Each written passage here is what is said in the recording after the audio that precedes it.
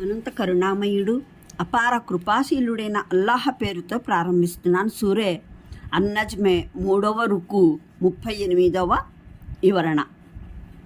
మూతజిలా తప్ప ఇస్లాం అనుయాయుల్లో ఎవరూ అవలంబించలేదు.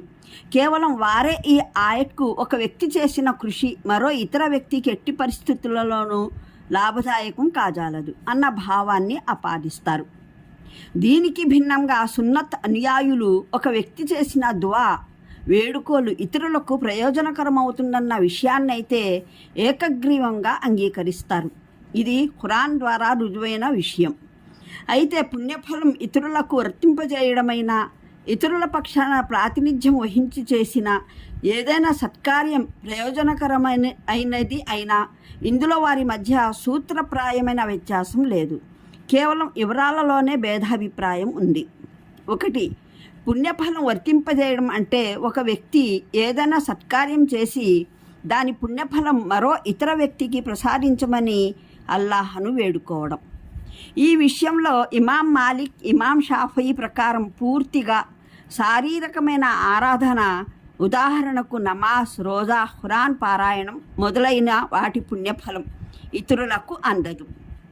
అయితే ఆర్థిక ఆరాధనలు, ఉదాహరణకు దాన ధర్మాలు లేదా శారీరక ఆర్థిక మిశ్రమ ఆరాధనలు, ఉదాహరణకు హజ్ పుణ్యఫలం ఇతరులకు అందగలదు.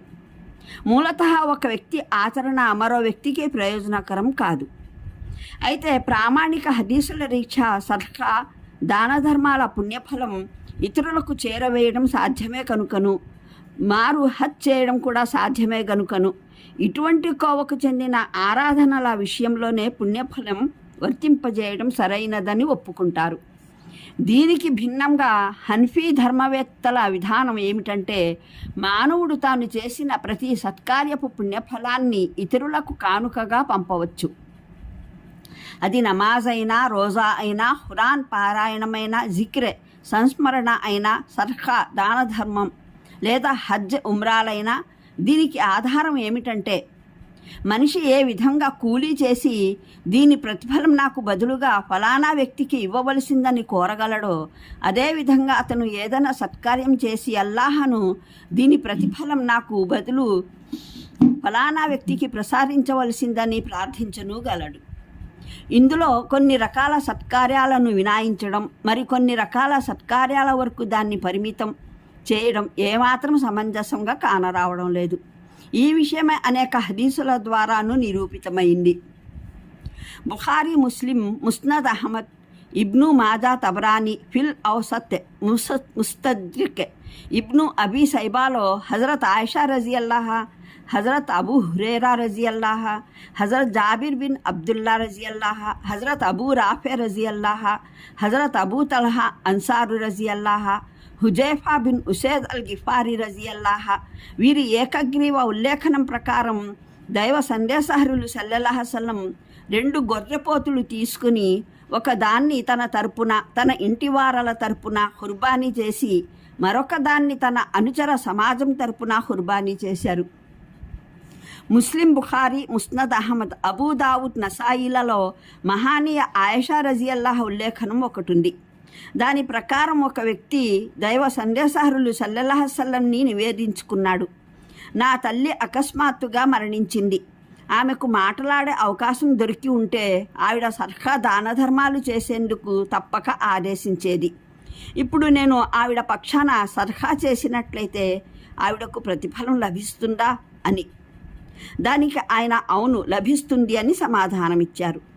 ముస్నద్ అహ్మద్లో హజరత్ అబ్దుల్లా బిన్ అమ్రే బిన్ ఆస్ ఉల్లేఖనం ప్రకారం ఆయన తాత ఆస్ బిన్ వాయిల్ అజ్ఞాత కాలంలో 100 ఒంటెలు జిబహా చేసేందుకు మొక్కుకున్నారు. ఆయన బాబాయి హిషామ్ బిన్ ఆస్ తన వాటా 50 ఒంటెలు జిబహా చేశారు. హజరత్ అమ్రే బిన్ ఆస్ దైవ సందేశహరుల్ని అడిగారు, నేనేమి చేయాలి అని. ప్రవక్త శ్రీ సల్లల్లాహు అలైహి వసల్లం ఇలా బోధించారు, నీ తండ్రి దేవుని ఏకత్వాన్ని స్వీకరించి ఉన్నట్లయితే నీవు ఆయన పక్షాన రోజా పాటించు లేదా సదకా చెయ్యి, అది ఆయనకు ప్రయోజనకరం అవుతుంది. ముస్నద్ అహ్మద్, అబూ దావుద్, నసాయి, ఇబ్ను మాజాలలో హసన్ బస్రీ ఉల్లేఖనం ప్రకారం హజరత్ సఅద్ బిన్ ఉబాదా దైవ సందేశహరుల్ని సల్లల్లాహు అలైహి వసల్లంని అడిగారు, నా తల్లి మరణించారు, నేను ఆమె పక్షాన సలహా చేయనా అని. దానికి ఆయన సల్లల్లాహు అలైహి వసల్లం చేయవచ్చు అని అన్నారు. ఇదే విషయాన్ని తెలిపే అనేక ఇతర ఉల్లేఖనాలు సైతం హజరత్ ఆయిషా రజియల్లాహా, హజరత్ అబూ హురైరా రజియల్లాహా, హజరత్ ఇబ్ను అబ్బాస్ రజియల్లాహా ద్వారా బుఖారీ, ముస్లిం, ముస్నద్ అహ్మద్, నసాయి, తిర్మిజీ, అబూ దావుద్, ఇబ్ను మాజా తదితర గ్రంథాల్లో ఉన్నాయి. వాటిలో దైవ సందేశహరులు సల్లల్లాహు అలైహి వసల్లం మృతులకు తరపున సలహా చేసే అనుమతినిచ్చారు. అది మృతులకు ప్రయోజనకరమని సెలవిచ్చారు. దారఖుత్నీ ప్రకారం ఒక వ్యక్తి ప్రవక్త శ్రీ సల్లల్లాహు అలైహి వసల్లం సన్నిధిలో విన్నవించుకున్నాడు, నేను నా తల్లిదండ్రుల జీవితంలోనైతే వారి సేవ ఎలాగూ చేస్తాను, వారి మరణానంతరం ఎలా చేయాలి? ఆయన ఇలా సెలవిచ్చారు, ఇది వారి సేవే. వారు మరణించిన తర్వాత నీవు నీ నమాజ్తో పాటు వారి కొరకు నమాజ్ చేయడం, నీ రోజాలతో పాటు వారి కొరకు రోజాలు పాటించడం. దారఖుత్నీలో మరో ఉల్లేఖనం హజరత్ అలీ రజియల్లాహ ద్వారా ఉటంకించబడింది. అందులో ఆయన ఇలా అన్నారు, ప్రవక్త శ్రీ సల్లల్లాహు అలైహి వసల్లం సెలవిచ్చిన దాని ప్రకారం ఒక వ్యక్తి ఖబర్స్థాన్ సమాధి వాటిక మీదుగా వెళ్ళినప్పుడు అతను 11 మార్లు కుల్ హువల్లాహు అహద్ పఠించాలి. దాని ప్రతిఫలాన్ని మృతులకు అర్పించుకోవాలి. అప్పుడు ఎందరూ మృతులు అందులో ఉంటారో అందరికీ ప్రతిఫలాన్ని అందజేయడం జరుగుతుంది. ఈ ఉల్లేఖనాలు పరస్పరం ఒకదాన్ని ఒకటి సమర్థిస్తున్నాయి. వీటి ద్వారా పుణ్యఫలం ఇతరులకు వర్తింపజేయడం సాధ్యమని అవడమే కాదు, అన్ని రకాల ఆరాధనలు, సత్కార్యాల పుణ్యఫలాన్ని వర్తింపజేయడము సాధ్యమవుతుందని తెలుస్తుంది. ఇందులో ఏవైనా ప్రత్యేకమైన ఆచరణలకు ప్రత్యేకత ఏమీ లేదు. అయితే ఈ విషయంలో 4 విషయాలు బాగా అర్థం చేసుకోవడం అవసరం. 1. పుణ్యఫలం వర్తింపజేయడం అన్నది స్వచ్ఛంగా అల్లాహ్ కొరకే. షరియత్ నియమానుసారమే చేయబడిన సత్కార్యానికే సాధ్యమవుతుంది. దైవేతర అస్తిత్వాల కొరకు లేదా షరియత్కు వ్యతిరేకంగా చేసిన ఆచరణలకైతే వాటిని ఆచరించిన వానికే ఎటువంటి పుణ్యఫలం ప్రాప్తం కాజాలదు. అది ఇతరులకు వర్తింపజేయడం అన్నది సుదూర విషయం. 2. ఎవరైతే అల్లాహ్ సన్నిధిలో సజ్జనులుగా అతిథులై ఉంటారో వారికి పుణ్యఫలం కానుక నిశ్చయంగా అందుతుంది. కానీ అక్కడ అపరాధులుగా లాకప్లో ఉన్నవారికి ఎటువంటి పుణ్యఫలమైనా అందడం అన్నది ఆశించలేము. అల్లాహ్ అతిథులకైతే కానుక అందుతుంది, కానీ అల్లాహ్ అపరాధికి కానుక అందే ఆశ లేదు. వారికి ఎవరైనా ఏదైనా అపోహ కారణంగా పుణ్యఫలం పంపడం జరిగితే అతని పుణ్యఫలం వ్యర్థం అవ్వదు. ఇది అపరాధికి అందడానికి బదులు అసలు ఆచరించిన వ్యక్తికే తిరిగి అందుతుంది. పంపిన చిరునామాకు మనీ ఆర్డరు అందకపోతే పంపిన వానికి తిరుగు ప్రపాలో అందినట్లు.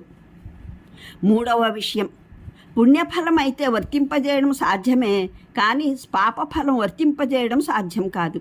అంటే ఒక వ్యక్తి సత్కార్యం చేసి దాని ప్రతిఫలం మరొకరికి ప్రదానం చేయడం, అది అతనికి అందడం సాధ్యమే. కానీ మనిషి పాపం చేసి దాని శిక్ష మరొకరికి దానం చేయడం, అది అతనికి అందడం కుదరదు. 4వ విషయం ఏమిటంటే సత్కార్యానికి 2 ప్రయోజనాలు లభిస్తాయి. 1. ఆచరించేవాని ఆత్మ, అతని నైతికతపై ఏర్పడే ఫలితాలు. వాటి కారణంగా అతను దైవ దృష్టిలోనూ ప్రతి ఫలానికి అర్హుడు అవుతాడు.